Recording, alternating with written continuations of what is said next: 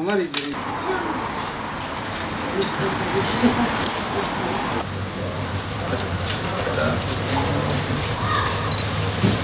Tamam. Yetimler Vakfı olarak her yıl kırtasiye yardımda bulunduğumuz gibi bu yılda Allah'ın izniyle kırtasiye yardımda bulunmaya başladık. Niyetimiz bu yılda binlerce yetime, Türkiye geneli binlerce yetime kırtasiye malzemesi ulaştırmaktır.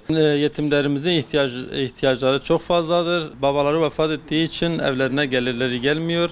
Tespit ettiğimiz maddi durumlarının kötü olduğunu tespit ettiğimiz yetimlere her ay düzenli olarak nakdi yardımda bulunduğumuz gibi kırtasiye yardımda da bulunuyoruz.